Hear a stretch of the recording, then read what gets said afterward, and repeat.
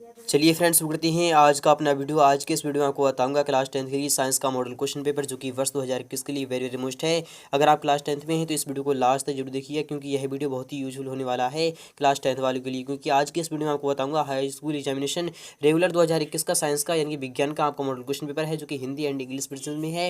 यानी कि यह क्वेश्चन पेपर आपका हिंदी मीडियम वाले भी दे सकते हैं और इंग्लिश मीडियम वाले भी समझ सकते हैं। टाइम 3 घंटे का है, यानी 3 घंटे के अंदर अंदर आपको पेपर को सोल्यूशन करना होगा। मैक्सिमम मार्क्स यानी 80 मार्क्स का आपको यह क्वेश्चन पेपर है। तो शुरू करते हैं। तो फ्रेंड्स, मॉडल क्वेश्चन पेपर देखने से पहले कुछ निर्देश आपके सामने आ चुके हैं, उससे पढ़ना बहुत ही जरूरी है। जब आप निर्देश पढ़ते हैं तभी आपको पता चलता है कि क्वेश्चन पेपर में क्वेश्चन कहना क्या चाहता है। तो पहला निर्देश आप आ चुका है आप सामने है, सभी प्रश्न अनिवार्य हैं कि ऑल क्वेश्चंस आर कंपलसरी, किंतु प्रश्न के मार्क 5 से 22 तक आपको आंतरिक विकल्प दिए जाएंगे। सेकंड वाला है, यानी कि प्रश्न के मार्क 1 से 4 तक आपके वस्तुनिष्ठ प्रश्न होंगे। प्रत्येक प्रश्न के लिए आपको 5 अंक निर्धारित किए गए हैं। कुल अंक यानी 20 अंक का आपका क्वेश्चन में होगा। थर्ड वाला है, प्रत्येक प्रश्न के लिए आवंटित अंक उनके समूह अंक हैं, यानी कि वह क्वेश्चन कितने अंक का होगा आपके सामने यहाँ पर दिया जाएगा। चौथा है, प्रश्न मार्क 5 से 9 तक प्रत्येक प्रश्न का उत्तर आपको लगभग 30 शब्दों में देना होगा, यानी मिनिमम आपको 30 शब्दों में इसका आंसर देना होगा। पांचवा है, प्रश्न मार्क 10 से 14 तक प्रत्येक प्रश्न का उत्तर आपको लगभग 75 शब्दों में देना होगा। छठा है, प्रश्न मार्क 15 से 19 तक प्रत्येक प्रश्न का उत्तर लगभग 120 शब्दों में आपको देना होगा। सातवां है, प्रश्न मार्क 20 से 22 तक आपको प्रत्येक प्रश्न का उत्तर लगभग 150 शब्दों में देना होगा। तो शुरू करते हैं आज का अपना वीडियो। फ्रेंड्स, पहला क्वेश्चन आ चुका है आप सामने है, वेरी वेरी मोस्ट है यह क्वेश्चन, यानी कि यह क्वेश्चन पेपर को आपको इन दोनों ही मीडियम वाले लोग देख सकते हैं, इसलिए बनी रही है हमारे साथ वीडियो के लास्ट तक। तो फ्रेंड्स, पहला क्वेश्चन आ चुका है, रिक्त स्थान भरिए, यानी कि फिल इन द ब्लैंक्स। आपको रिक्त स्थान भरना है, यानी खाली स्थान आपको भरना होगा। तो पहले क्वेश्चन का आ वाला क्वेश्चन है, क्षैतिज पंक्तियों को, यानी क्षैतिज पंक्तियां जो होती हैं वह उन्हें कहा जाता है। फ्रेंड, जो क्षैतिज होती हैं उन्हें क्या कहा जाता है आपको इसको बताना होगा। यह क्वेश्चन बार बार आता है, इस बार भी आ सकता है, इसलिए इसे को आपको सॉल्यूशन करना होगा। फिलहाल के इसका आपको जवाब हमें कमेंट बॉक्स में दे रहा है। चलते हैं नेक्स्ट पे, इनके अपशिष्ट पदार्थों का शरीर से बाहर निकलना क्या कहलाता है। फ्रेंड, जो अपशिष्ट पदार्थ होते हैं, यानी जो गंदे पदार्थ होते हैं वह जो शरीर से बाहर निकलते हैं तो वह क्या कहलाते हैं, आपको इसका जवाब देना होगा। छठा वाला यानी आपका सवाल क्वेश्चन भी आ चुका है कि विकासीय यानी विकासीय दृष्टिकोण से हमारी अधिकता यानी समानता से है, किससे समानता से है आपको यह भी बताना होगा। विद्युत विभव का सही मात्रक है, यानी विद्युत विभव का सही मात्रक क्या होता है तो आपको पता होगा विद्युत विभव का सही मात्रक आपका वोल्ट होता है। चलते हैं नेक्स्ट पर, कचरे का निपटान एक गंभीर समस्या है। फ्रेंड्स, कैसी समस्या है आपको यह भी बताना होगा। चलते हैं नेक्स्ट वाला भी क्वेश्चन देते हैं। क्वेश्चन नंबर सेकंड आ चुका है आपके सामने, वेरी मोस्ट है, बार बार आता है, इस बार भी आ सकता है। सही जोड़ी बनाइए, यानी कि आपको मिलान करना होगा। आ वाला खंड यानी कि स्तंभ आ, स्तंभ आपके सामने आ चुका है। सिरका है फ्रेंड, जो सिरका होता है उसमें क्या होता है तो सिरका में आपका एसिटिक एसिड होता है, यानी कि एसिटिक अम्ल होता है। आपका मादा क्या है तो मादा में यानी क्या होता है तो मादा में आपका एस्ट्रोजन पाया जाता है। और लिंग यानी कि लिंग सूत्र क्या होता है तो वह क्या होता है, वह होता है आपका टेस्टोस्टेरोन। जी फ्रेंड्स, टेस्टोस्टेरोन होता है, इसलिए आपको पता होगा। नेत्र गोलक की लंबाई कितनी होती है, वह होती है 2.3 सेंटीमीटर। गंगा सफाई योजना यानी गंगा सफाई योजना कब चलाई गई थी तो वह चलाई गई थी आपकी 1900 यानी कि 1900 आपकी किस में चलाई गई थी, 85 में या फिर 1987 में, आपको यह भी बताना होगा। चलते हैं नेक्स्ट पर, क्वेश्चन नंबर 3 लेते हैं। इससे इंग्लिश मीडियम वाले भी विस्तार के साथ समझ सकते हैं। फिलहाल के चलते हैं क्वेश्चन नंबर 3 भी देख लेते हैं। आज का है आप सामने वेरी मोस्ट है, बार आता है, सही विकल्प चुनिए, यानी कि आपको सही विकल्प चुनना होगा। तो क्वेश्चन नंबर 3 का आ वाला क्वेश्चन है कि द्रव अवस्था में पाई जाने वाली धातु है, यानी जो द्रव अवस्था में पाई जाती है वह कौन सी धातु है। क्या मरकरी यानी कि पारा एक द्रव अवस्था में पाई जाती है, तो आपको पता होगा कि मरकरी है, यानी जो पारा होती है वह आपकी द्रव अवस्था में पाई जाती है, जो कि थर्मामीटर में यानी डॉक्टरी थर्मामीटर में भरी जाती है, तो उसी को हम मरकरी कहते हैं, जो कि Hg इसका प्रतीक होता है। आप इसे भी ध्यान में रखिएगा।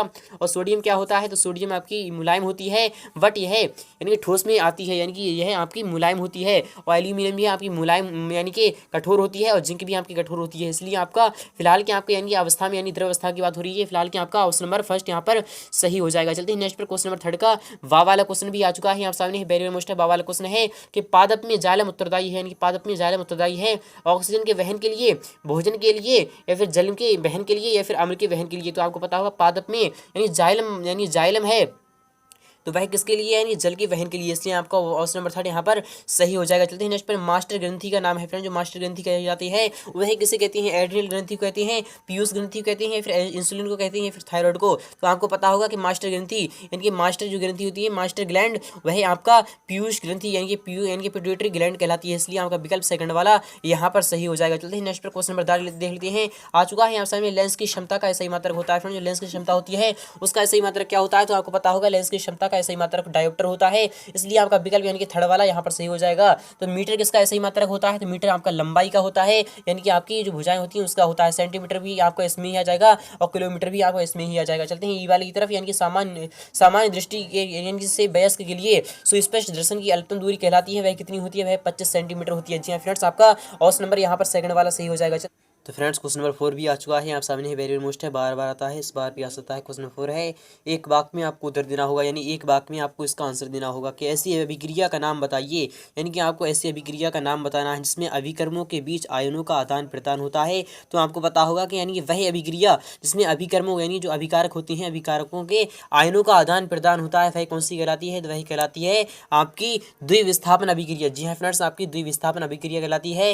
यानी कि आपका किस तरीके से मैं इसका सॉल्यूशन दे सकता हूँ आपको। फिलहाल चलते हैं नेक्स्ट पर, शुद्ध जल का पीएच मान होता है फ्रेंड्स, जो शुद्ध जल का पीएच मान होता है वह कितना होता है, तो वह पता होगा आपको। शुद्ध जल का पीएच मान आपका 7 होता है। चलते हैं नेक्स्ट पर, इनकी वायु की उपस्थिति में होने वाले शोषण का नाम होता है, यानी वायु की जो उपस्थिति में होने वाला शोषण है उसका नाम क्या होता है, आपको इसका जवाब देना होगा कमेंट बॉक्स में। चलते हैं नेक्स्ट पर, विद्युत आवेश का मात्रक होता है फ्रेंड्स, जो विद्युत आवेश होता है उसका मात्रक क्या होता है, वह होता है आपका कूलम होता है। चलते हैं ई वाले की तरफ, यानी रेफ्रिजरेटर यानी शीतलन तथा अग्निशामन में उपयोगी कार्बन का नाम आपको लिखना होगा। यह क्वेश्चन आपका वेरी वेरी मोस्ट है, बार बार आता है, इस बार भी आ सकता है। चलते हैं नेक्स्ट पर, क्वेश्चन नंबर 5 दे देते हैं। क्वेश्चन नंबर 5 आ चुका है यहाँ सामने, वेरी वेरी मोस्ट है कि वायु में जलाने से पहले यानी कि वायु जलाने से पहले मैग्नीशियम रिबन को साफ क्यों किया जाता है, आपको इसका जवाब देना होगा, विस्तार के साथ बताना होगा, क्योंकि यह क्वेश्चन आपका 2 अंक का है। अथवा क्वेश्चन देखते हैं, ऊष्माक्षेपी रासायनिक अभिक्रिया को आपको परिभाषित करना है, यानी इसकी आपको परिभाषित देना है। क्वेश्चन नंबर 6 है, मेंडलीफ का आवर्त नियम आपको लिखना होगा, यानी मेंडलीफ के जो आवर्त नियम है वह क्या है आपको बताना होगा।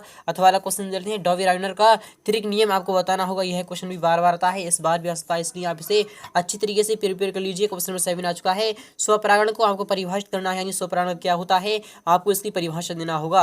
अथवा वाला क्वेश्चन भी आ चुका है कि जनन क्यों, यानी कि जनन क्यों आवश्यक है, यानी जनन ही क्यों आवश्यक है, कुछ और भी तो हो सकता था लेकिन जनन ही क्यों आवश्यक है, तो जनन इसलिए आवश्यक है क्योंकि अपने यानी कि अपनी निरंतरता यानी बनाए रखने के लिए जनन आवश्यक होता है। चलते हैं नेक्स्ट पर, क्वेश्चन नंबर 8 देते हैं, आ चुका है यहाँ सामने। क्वेश्चन नंबर 8 है, आनुवंशिकता को परिभाषित करना, यानी कि आनुवंशिकता क्या होती है उसको आपको परिभाषित करना होगा, यानी इसकी परिभाषा देना होगी आपको।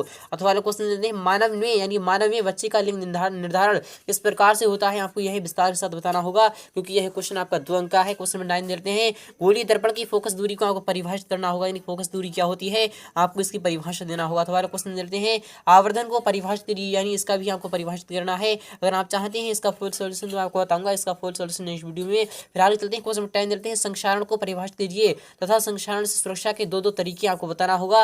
यह क्वेश्चन भी आपका कितने अंक का है, यह क्वेश्चन भी आपका 2 अंक का होगा। अथवा क्वेश्चन देते हैं, कोई पदार्थ एक्स है कि विलन का उपयोग सफेदी में यानी करने में होता है, तो सी यानी CaO है, यानी कैल्शियम ऑक्साइड है, यानी चूने क्या होगा। पदार्थ ए का यानी नाम बताना है, यानी कैल्शियम ऑक्साइड हो गया। पदार्थ की जल के साथ अभिक्रिया आपको लिखना होगा, यानी CaO की आप जल के साथ अभिक्रिया कर दीजिए, आपका आंसर निकल कर आ जाएगा। क्वेश्चन नंबर 11 भी आ चुका है यहाँ सामने, बैरियर मोस्ट है, बार बार आता है। प्रिज्म से प्रकाश का अपवर्तन का आपको नामांकित चित्र बनाना है, यह क्वेश्चन वेरी वेरी मोस्ट है। तो वाला क्वेश्चन देते हैं, कोलॉइडल यानी कोलॉइडल विलयन में प्रकाश के प्रकीर्णन का किरण आरेख आपको समझाना होगा, यानी बनाना होगा। क्वेश्चन नंबर 12 भी देते हैं, विद्युत फ्यूज को परिभाषित करना होगा, यानी विद्युत फ्यूज क्या होता है आपको इसकी परिभाषा देना होगी। अथवा क्वेश्चन देते हैं, गैल्वेनोमीटर की परिभाषा देना है आपको। क्वेश्चन नंबर 13 है, विद्युत मोटर का आपको सिद्धांत देना होगा। अथवा क्वेश्चन देते हैं, अगर आप चाहते हैं इसका फुल सॉल्यूशन तो आपको बताऊंगा, इसका फुल सॉल्यूशन नेक्स्ट वीडियो में। अथवा क्वेश्चन देते हैं, यानी दृष्टि धारा के 3 यानी स्रोतों का आपको नाम लिखना है। क्वेश्चन 14 है, सोलर कुकर का आपको नामांकित चित्र बनाना है। अथवा क्वेश्चन देते हैं, जैव यानी जैव गैस संयंत्र का आपको नामांकित चित्र बनाना है, क्वेश्चन भी वेरी वेरी मोस्ट है। क्वेश्चन 15 है कि प्लास्टर ऑफ पेरिस का यानी प्लास्टर ऑफ पेरिस को आर्द्ररोधी बर्तन में क्यों रखा जाता है, आपको समीकरण सहित आपको इसका हल करना होगा। अथवा क्वेश्चन देते हैं, व्यंजक चूर्ण का आपको रासायनिक नाम, सूत्र व 2 उपयोग आपको बताना होगा। क्वेश्चन नंबर 16 है, प्रथम 4 यानी हाइड्रोकार्बन के नाम, सूत्र एवं संरचना सूत्र आपको बताना है, यह क्वेश्चन वेरी वेरी मोस्ट है। क्वेश्चन नंबर 18 है, हाइड्रोजनीकरण को परिभाषित कीजिए तथा इसका औद्योगिक अनुप्रयोग आपको लिखना होगा, यह क्वेश्चन भी आपको वेरी वेरी मोस्ट है। क्वेश्चन नंबर 17 आ चुका है, भोजन के पाचन में लार ग्रंथियां यानी लार की क्या भूमिका होती है आपको समझाना होगा। अथवा क्वेश्चन है, प्रकाश संश्लेषण के लिए आवश्यक कच्ची सामग्री पौधा कहां से प्राप्त होता है, आपको इसका भी जवाब देना होगा। क्वेश्चन नंबर 18 है, मनुष्य के मस्तिष्क का नामांकित आपको चित्र बनाना है। अथवा क्वेश्चन देते हैं, तंत्रिका कोशिका को आपको नामांकित चित्र बनाना है। क्वेश्चन नंबर 19 भी देते हैं कि चालक की प्रतिरोध को प्रभावित करने वाले 4 कारकों का आपको नाम लिखना है। अथवा क्वेश्चन देते हैं कि विद्युत परिपथ में उपयोगी 4 अवयवों के आपको प्रतीक का नाम बताना है, यानी नाम बनाना होगा आपको। क्वेश्चन नंबर 20 धातुओं के कोई 5 भौतिक गुण आपको समझाना होगा। अथवा वाला क्वेश्चन है ऊष्मा की अच्छी चालक दो धातुओं के आपको नाम लिखना होगा। तो आइए है सिल्वर और कॉपर हो जाएंगे। ध्वनिक यानी ध्वनिक खनिज एवं गैंग को आपको परिभाषित करना होगा। क्वेश्चन नंबर 21 भी दे लेते हैं, आ चुका है आप सामने। क्वेश्चन नंबर 21 है कुछ पौधों को उगाने के लिए कायिक प्रवर्धन का उपयोग क्यों किया जाता है, आपको बताना होगा। अथवा क्वेश्चन देते हैं माँ के शरीर में गर्भस्थ भ्रूण को पोषण किस प्रकार प्राप्त होता है। क्वेश्चन नंबर 20 है, 20 का आवाला है, 22 का आवाला है। लेंस की क्षमता को परिभाषित करना है और 2 मीटर फोकस दूरी वाले किसी अवतल लेंस की क्षमता आपको ज्ञात करना होगी। तो उम्मीद करूंगा आपको वीडियो बहुत ही अच्छी लगी होगी। अगर वीडियो अच्छी लगी है तो वीडियो को लाइक करना, शेयर करना बिल्कुल भी ना भूलें। मिलते हैं नेक्स्ट पार्ट में।